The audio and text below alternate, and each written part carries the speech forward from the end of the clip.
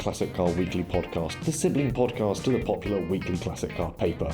I'm the staff writer, Jesse Billington, and I'm back at our Peterborough HQ, joined by the editor, David Simister. Good afternoon. And features editor, Chris Hope. Hello. And before we fully kick off, I'll preface this by saying there are builders in the office this week, so if you do hear any drilling or hammering going on, that's probably the background noise. They've been relatively quiet so far, so fingers crossed and touch wood. Gents, we'll start as we always do with a quick Our Classics update. How are things looking? David, have you shot any more animals in your cars? Not this week, fortunately. The Toyota is still smelling a tad feline, but I'm working on the car cleaning. But the Mazda is sitting quiet at the moment. I don't want to take it out because I don't want to get gripped from the rains on it. It's as simple as that.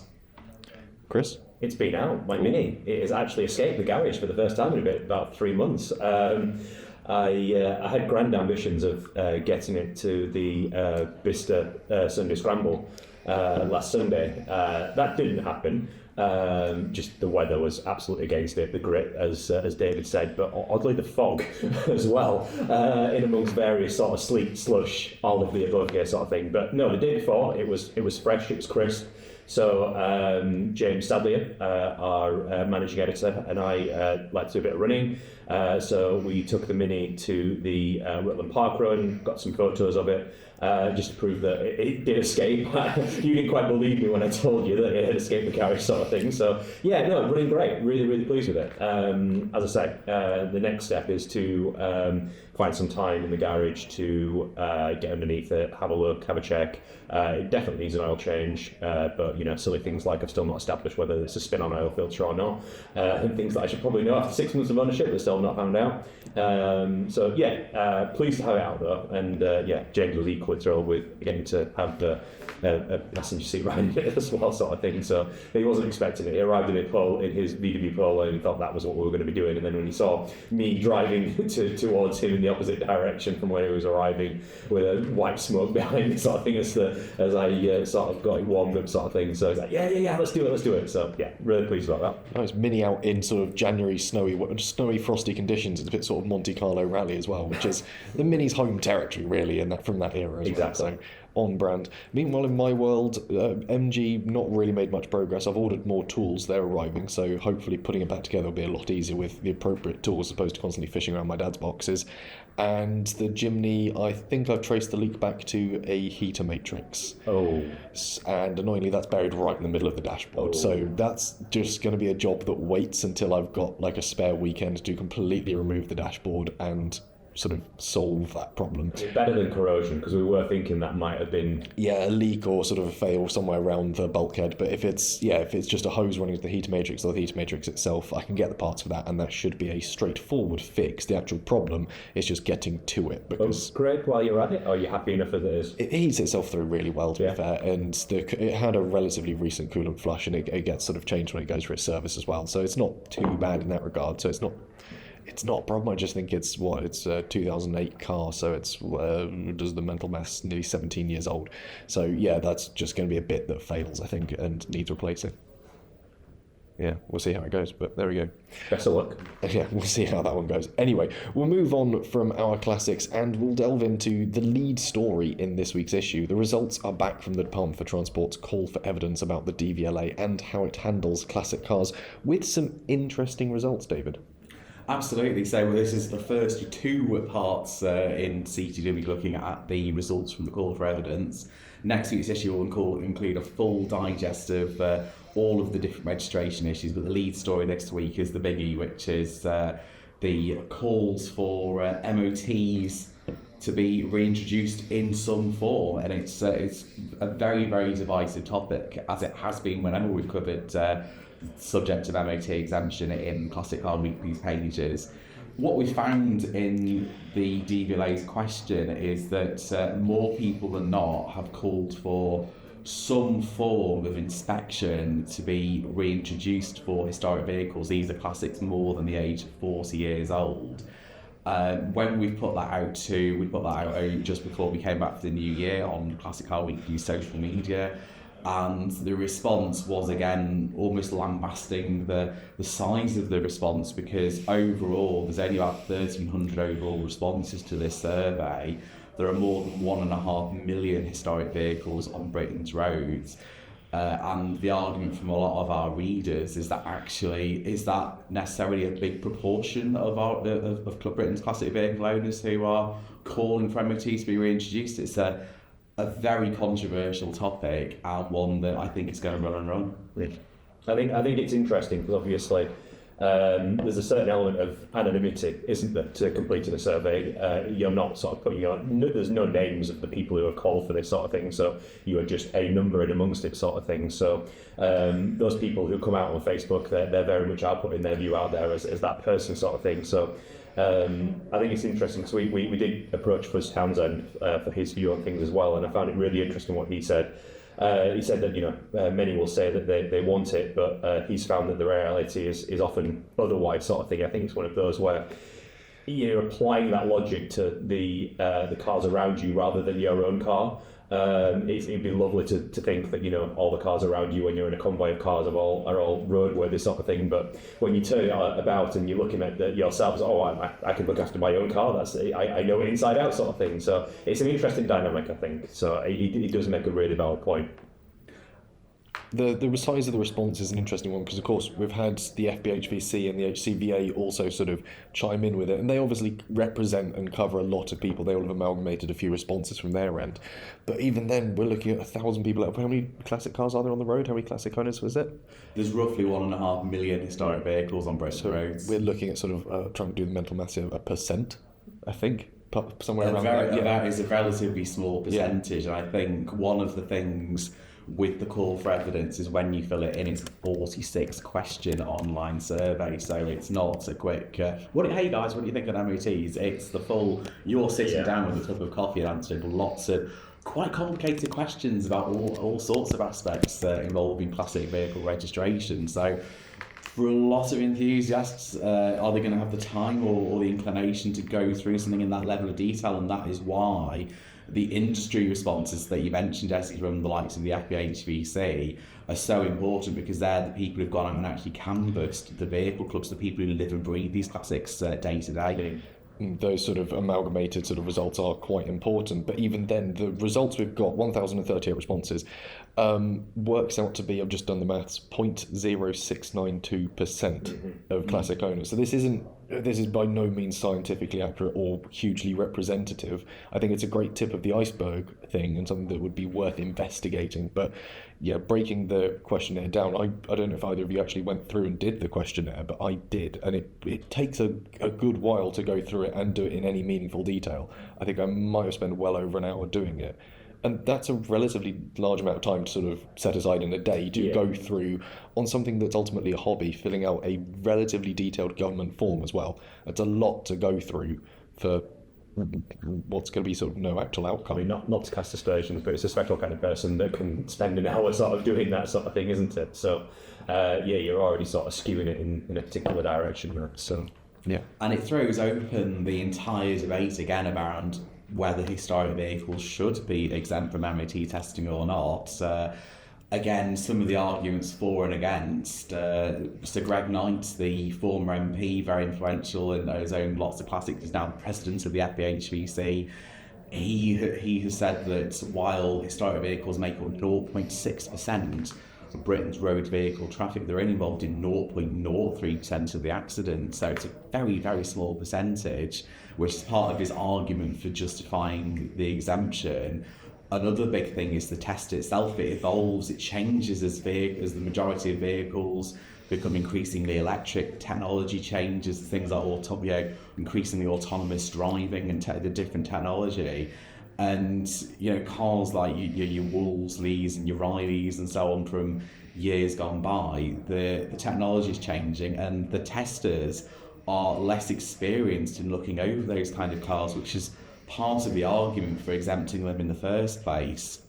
No, you go. One of the things that's again with fears we reported at the time when the exemption was introduced in 2018 was it would lead to an increase in accidents, and with the best will in the world, we haven't seen any concrete evidence that that's happened so far. We've not seen any we've seen cases of cars being pulled by the police. There was a case involving Allegro last year, which they had concerns over its roadworthiness, but we've not seen any concrete evidence of an accident involving any kind of injury or fatalities caused by an historic vehicle being in a dangerous condition because it hasn't been through an MOT test. All I was going to say was you mentioned sort of the modern sort of testing standards, and I think that's perhaps one of the biggest areas of concern, particularly with regards to emissions.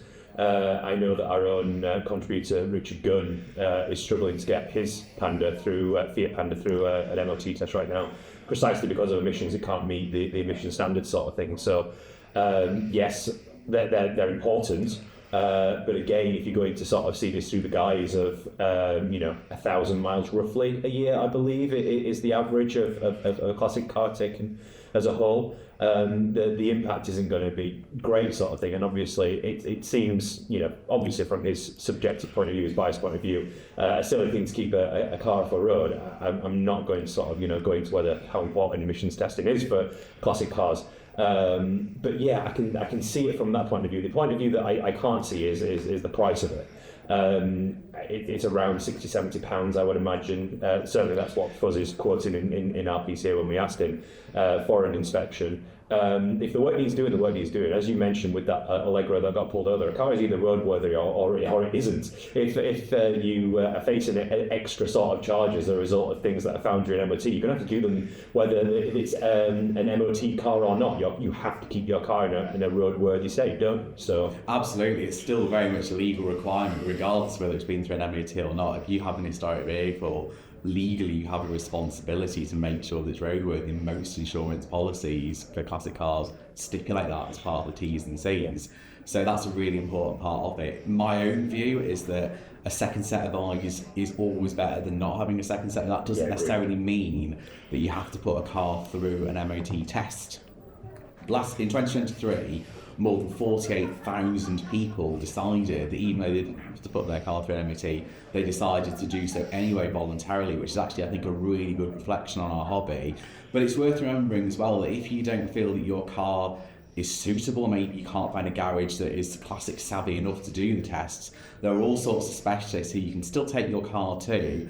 They will look over your car and say, yeah, in our expert opinion, we think it's roadworthy. So that is something, it's very difficult to, there's no official figures to record how many people are doing that, but that's certainly something, if you don't feel that MOT is right for you, that's definitely something I'd recommend having a look at. I mean, it's a great point, because the lead image we've got with the story in the paper is my MG going through an MOT not long after I bought it in 2023.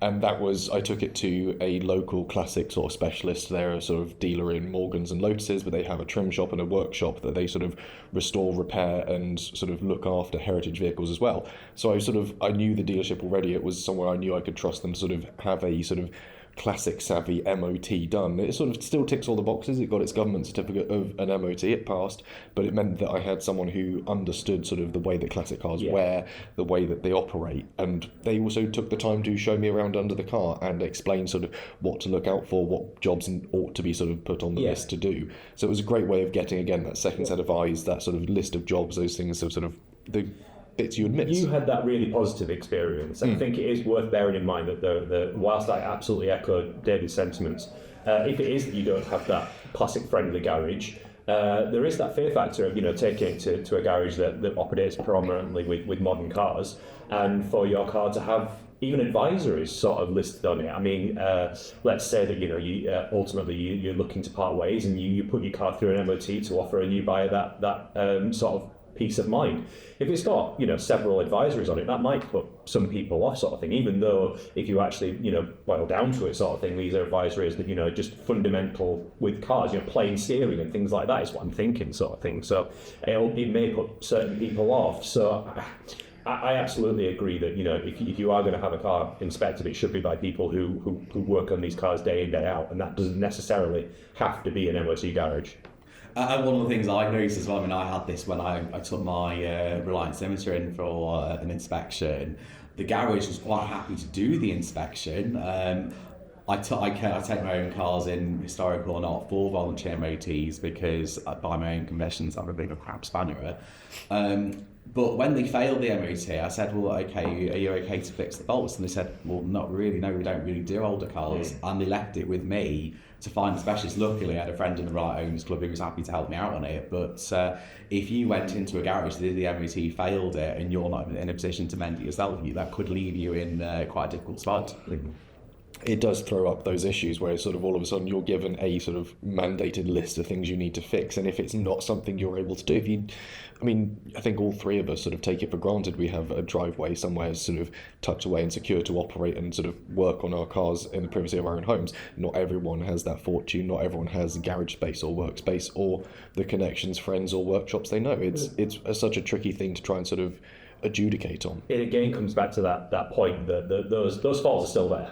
Whether they're identified or not, they exist.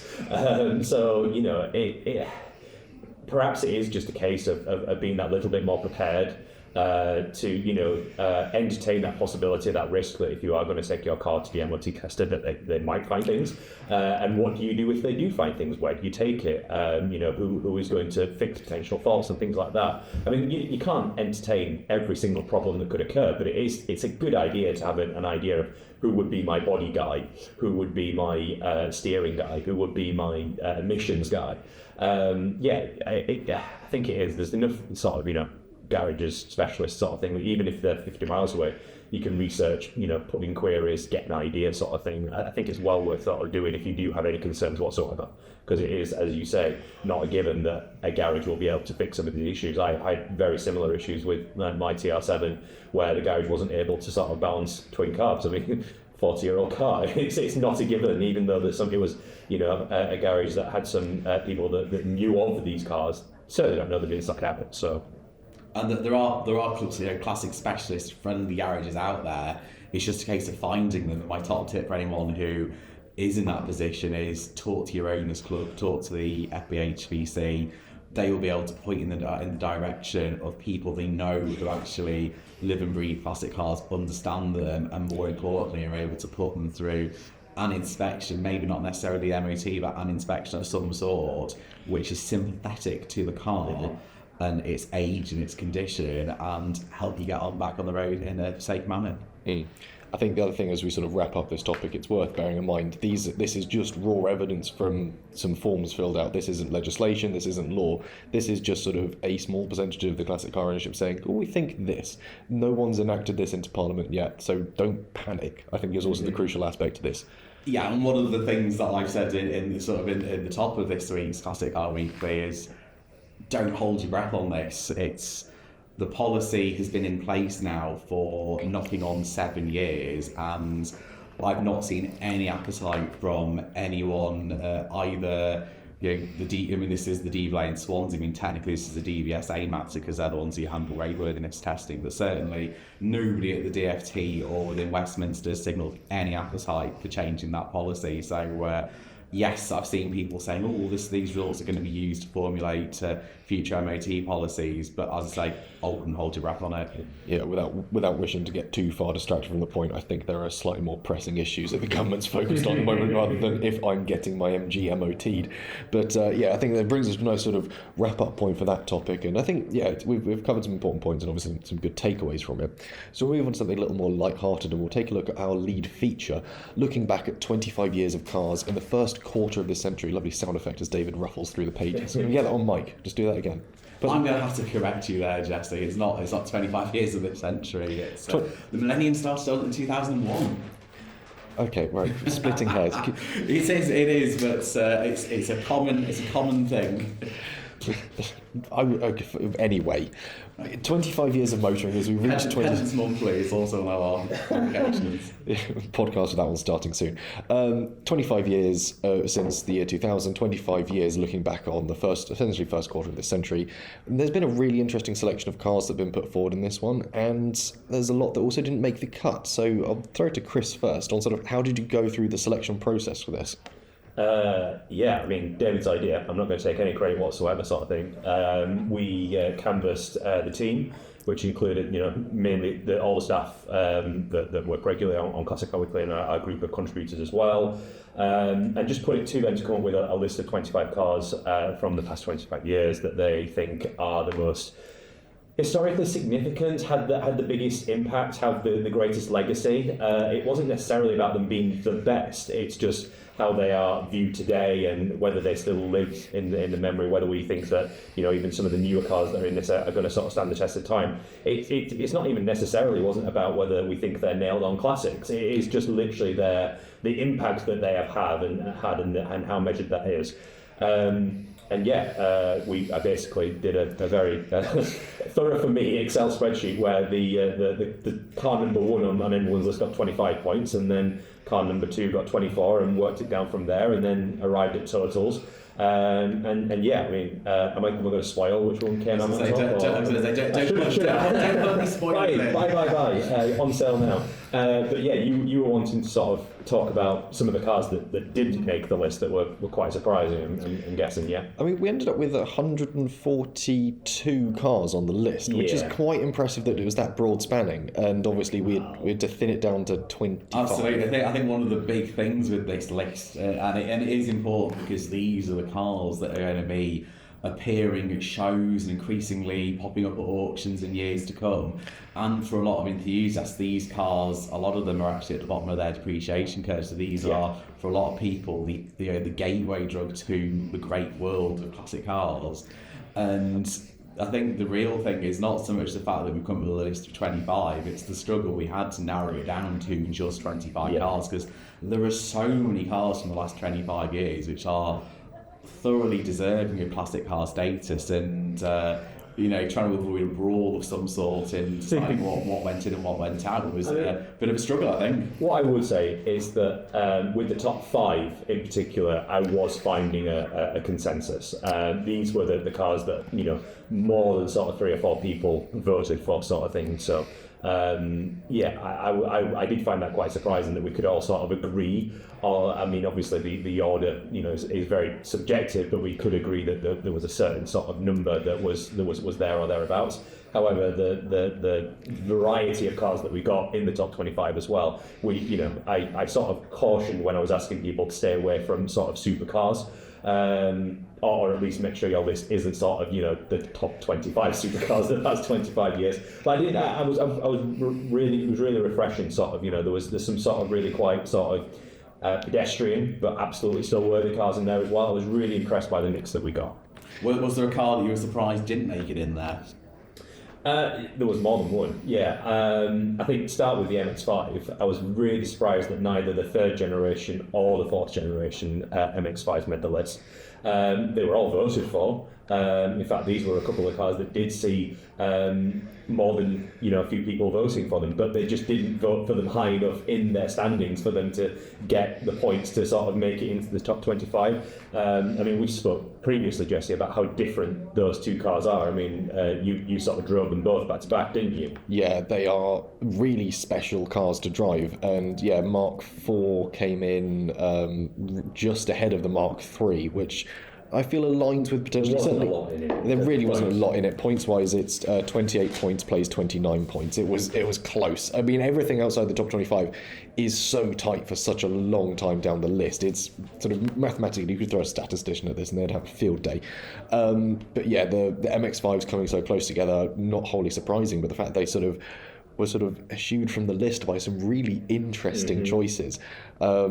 Again, I'm hesitant to mention any of the ones in the top 25. I want to encourage people to go and buy it. If you're watching this on the YouTube feed, you might be able to spot some of the open pages and figure out a few that might be sneaking in there. But there's a few cars that baffled me for their entry into this, and there's a few cars that made a lot of sense. So for me, the RX-8 is a really interesting one. This was chosen by Mike, our production editor, and I think it's a great example of what's almost certainly going to be a classic, because it's a technology we just don't see anymore, the rotary engines, and it's a style of car that's a bit scarce on the market. You can't go out and buy like a sort of compact, free-revving, light and easy to enjoy sports car. Mazda make the MX-5, you can get the new GR86 from Toyota, and that's it. Yeah. That's pretty much it for them. In that mould, in that price range, in that sort of approachability. it's a very small market. So the RX-8 is sort of part of a dying, very small breed. I think it's sort of a certain classic in that point. My argument, however, comes when it gets to Keith Adams' suggestion of the Nissan Qashqai. Again, not necessarily about nailed on classic. It is its impact sort of thing. And I mean, how many generations is it? Is it into its fourth generation now? I believe, yeah. I mean, you cannot sort of deny that is a brand new sort of nameplate that has absolutely become sort of a domestic name in the same way. It's not so much a car as a sales phenomenon. That's the thing. I hate the Qashqai with a passion, but it's one of those. It's on every single street, and you could argue that actually the same was true of the Ford Cortina half a century ago. Yeah, it's street furniture in the best possible way. We look at the way we were, you look at how many times there's an Anglia or a Cortina sort of floating around in the back of shot, and you go, oh, this is basically the Qashqai is our generation's Cortina. But the same way, it's great for British jobs because so many of the ones sold in the UK are built here. So it is quite an important car in that respect. And I think, assuming that Festival of the Unexceptional carries on, I wouldn't be surprised if in 10, 15 years from now, a base trim Qashqai wins Festival of the Unexceptional. Well, all I was going to say, it's not for us to decide whether the Qashqai will be a classic or not. It's our grandkids ultimately sort of thing, because it will be the nostalgia, those sort of, that era of cars will be their nostalgia, won't it, sort of thing, as odd as it is to think about that. On a personal point, I would probably disown a grandchild if they grew up wanting a Qashqai as like a classic. I'd be like, no, come on, pick something more interesting. But there's a great argument though for some of the more obscure cars on this, the Chevrolet SSR, the Chrysler Crossfire spring to mind. They're relatively unloved in their day, but they have a fan base and a support network that are sort of, in that respect, proto-classics. The way we look at classics these days, they have fan bases, they have clubs that support them with parts networks. We're starting to see that with these cars coming through in the earlys and mid to late noughties as well. The behaviour that makes or surrounds classic cars is starting to transfer into these other cars. So there's some interesting picks in that regard as well. Certainly for me, there are some really interesting cars, particularly technically, that didn't make the cuts. Namely, the Toyota IQ, which I've always thought of as being the car that I think, if Alec Isagonis was still around today, it's the car that he would approve of because it's a packaging masterpiece. The Honda CRZ, I remember testing one when they were new, and for me it was always hybrids have been such a big part of the last 25 years. And that for me was the one that I think was the first one that was genuinely interesting and fun to drive. And another one from a technical point of view was the Tesla Model S, which given the way that the world is really starting to embrace all electric cars now, whether you love or hate them, the Tesla Model S was probably the first one that sold in this country in really big numbers and caught sort of, yes, the Nissan Leaf, I know arrived earlier, but the Tesla, the Model S was probably the one that made all electric cars cool. Yeah, prior to that point, you had the Leaf and the iMiev, Mitsubishi's iMiev, were the two sort of predominant mass market electric cars. And then Tesla came along and said, we can just have a saloon car. I remember sort of 2010, 2011, when you had the first Nissan Leafs and you had things like the Mitsubishi iMiev and the Citroen Z0, and electric cars back then were seen as really niche and kind of quite off the wall. And it was only when Tesla turned up with a car which could do outrun things on drag strips, and you had that baby 911-esque front end, that's when people started to sort of cotton on to the fact that actually it doesn't really matter what they run on. If they look cool and go great, then people will engage with them. The hybrid argument's an interesting one, because I know that I put the Toyota Prius on my list because I reckon that was a far more important one for the automotive sector than anything else. Admittedly, the first generation was 1997, but the second one was the one that became so synonymous with just cars. Again, it's in the same way we sort of saw the Nissan Qashqai. Every taxi rank in the UK all of a sudden had a Nissan Toyota Prius parked out front of it. God knows how many kids got dropped off at school in a Toyota Prius. It became just sort of the de facto, just sort of a family car. And you're like, oh, okay. And it made hybrid normal. I think that was the other thing to it. It looked a bit odd, but it made hybrid normal. The telling thing is, though, that you say all of that, but you didn't sort of feel strongly enough to put it right up there as one of your top cars. Here's where it's going to prove me wrong and tell me you gave it sort of like billing, isn't it? So hang on, let me find it. No, it's a long way down the list. I'm looking at it now. Toyota Prius. Here we go. Where did I put it? Significant, we're not one that's formed people formed an emotional attachment to. That's the crucial thing. Yeah. I think everything in the top 5 is there's a certain love aspect to it. I think things lower down is a head ruling, objective sort of look at it, where you can make a case for based on sort of, as you say, being the first or something like that. But it's very much the cars that find themselves in the top 5. Everyone can say that they have an emotional attachment to. The one I really actually come to think that I regret not voting for was the third generation Land Rover Discovery. And the honest answer is I completely forgot about it. One drove past me this morning when I was on the way down to the offices in Peterborough, and I thought that's a fabulous looking car. It's so well proportioned. I think it's probably the best Discovery of the bunch, and it did have a certain resonance with school and mums at the time. But the thing is, there is another Land Rover from that era in the list. I'm not going to spoil it by saying what it is, but certainly for me, I'm going to kick myself thinking I should put the Discovery 3 in. All I'm going to say is thank goodness it wasn't the Evoque. I think the Evoque did appear on the list. Discovery 3 did appear on the list, voted for by me. It got 18 points. Which puts it around the same point as the Volkswagen Transporter T6 and the Range Rover Evoque just behind it on the same amount of points, but split across 2 votes. But yeah, the Discovery 3, again, is one of those things that street furniture was just so common. It was such a great piece of design for that point in time, and it was so well engineered that it was, again, just everywhere. It's aged really well. I remember looking at the first pictures when it first came out and thinking that it's really weirdly styled at the back end. It's missing a back wheel on the back door. But actually, it's aged really well, as time's gone on. One of the things I would be particularly interested in finding out, obviously, because we've had this, very numbers-based debate around what are the greatest cars of the past 25 years. But I would love to know, anyone listening to this or anyone who picks up this week's copy of Classic Car Weekly, what do you guys think is the greatest classic car from the past 25 years? Anything that was launched after the 1st of January 2000? What are the most deserving candidates? Let us know. And absolutely, we will let you know if it is in the list of that 140 odd that we've got. So yeah, we will, perhaps once this issue has sort of come off sale, we'll post. I'll do like a graphic or something posting the full list, so you can see if there's anything that we genuinely really did completely miss. But again, there are some really interesting bits on it, and that you sort of go, yeah, no, I can see why someone else has picked it, and occasionally you're just left going, I don't know why you picked that. I think there is certain cars that didn't make the list because of their rivals being sort of forefront in their mind. I think a classic example of that is a Suzuki Swift. The 3rd generation model was incredibly celebrated, won tons of rewards, fun, sporty, and it's incredible value for money now. However, there are other similar cars that have sort of, perhaps at the forefront of people's minds that meant the cars that didn't make the list. There's an awful lot of Focuses and Fiestas that didn't make the list as well, but I think that's slightly because people put down specific variants rather than, so some said RS, some said ST, and because they split the vote, they didn't quite make it, sort of thing. So, there's those little quirks as well. When I was going through the spreadsheet when you sent it round, I was like, oh, what about the Chevrolet Corvette? And I was like, oh, but there's 2 iterations mentioned. Oddly enough, it's the C8 and the C6, I think, off the top of my head, looking at the list.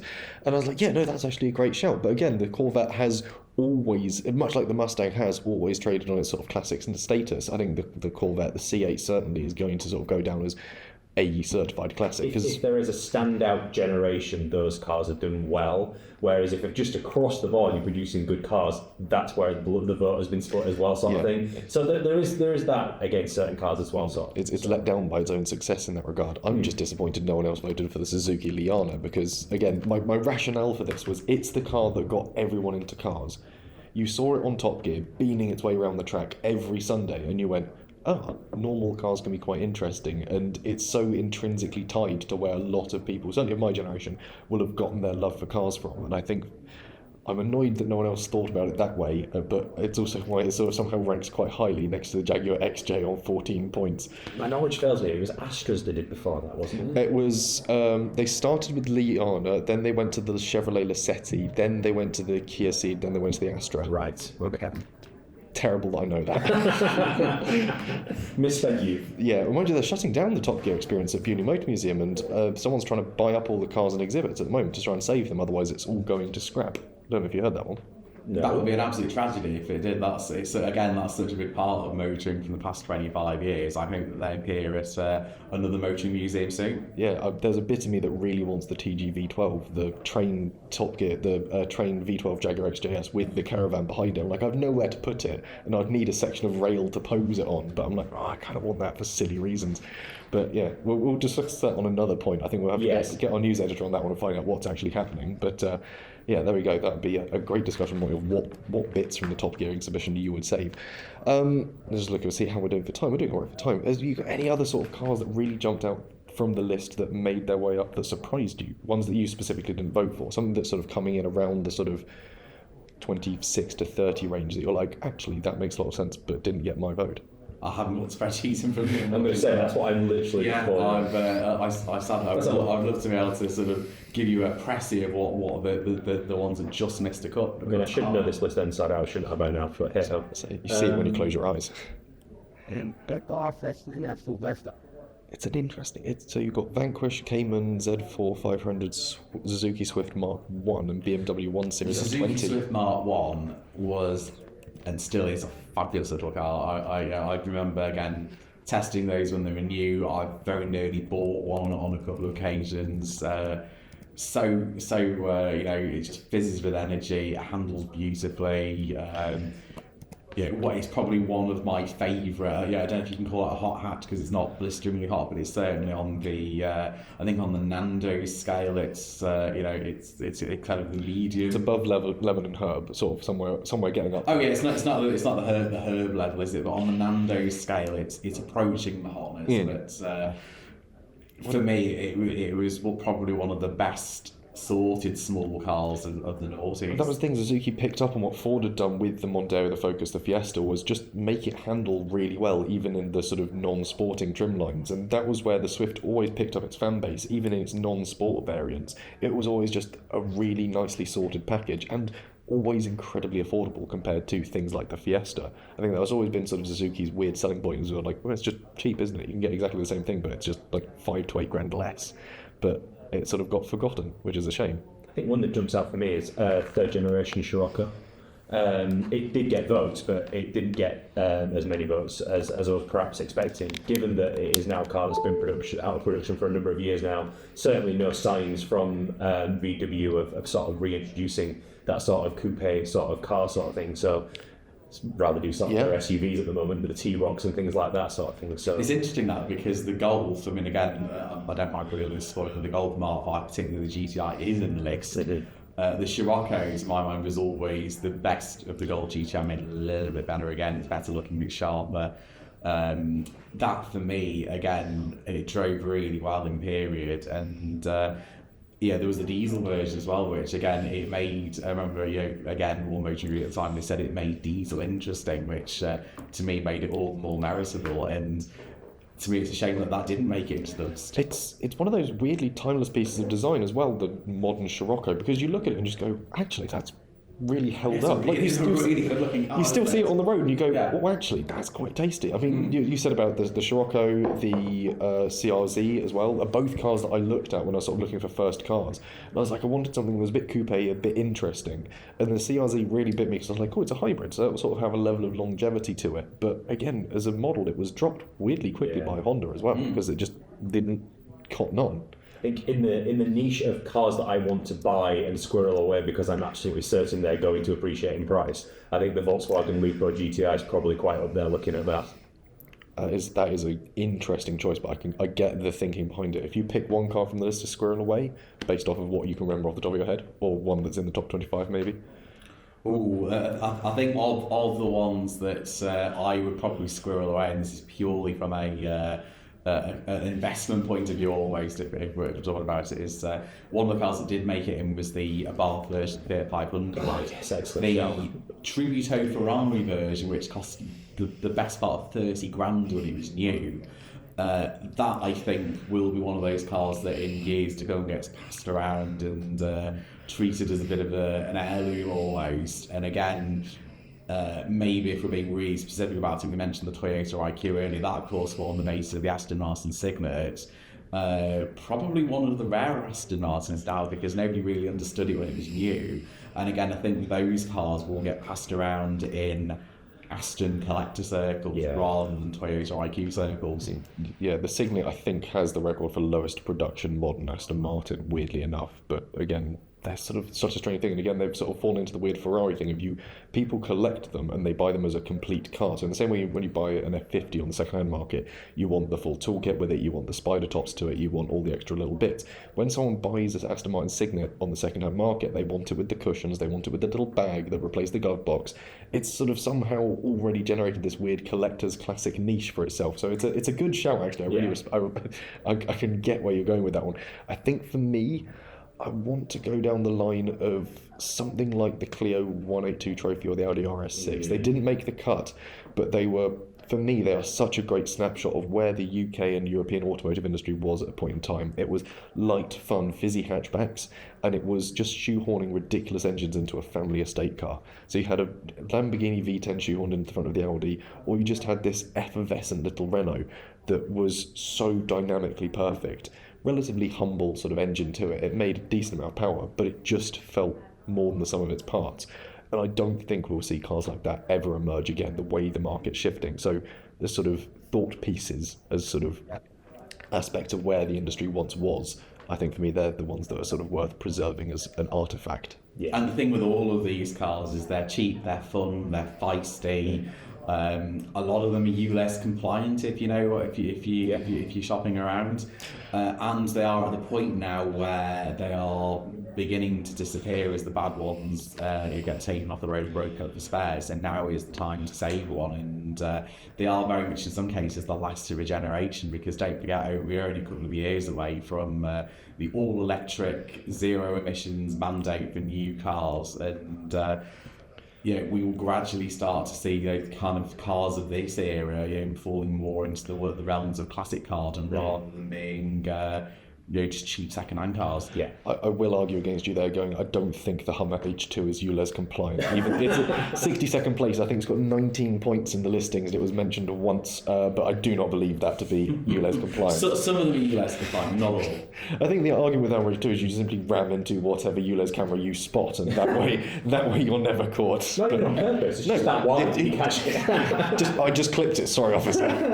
But yeah, some of the more modern stuff in here is genuinely sort of tractable, usable daily cars that you could enjoy and find they become my classics daily around car you. is there. There is a BMW 1 Series F20. I mean, a lot of people singled out the 130i petrol, but it's there as a single model sort of thing. So I couldn't quite believe that the car that I use day in day out and just see it as a brand new car is actually old enough now to be considered a classic. So yeah, I mean James Peen voted for the Suzuki Jimny. I didn't, oddly enough, but I your own car that you own. Yeah, my car I didn't make the top list, but I did pick the Toyota Hilux actually, because again I reckon that sort of as a car that A, revolutionised what farmers drive, but B, then also as pickup trucks became weirdly cool, ended up changing a lot of the sort of ruling around like tax exempt status for pickup trucks used for non-business purposes and stuff.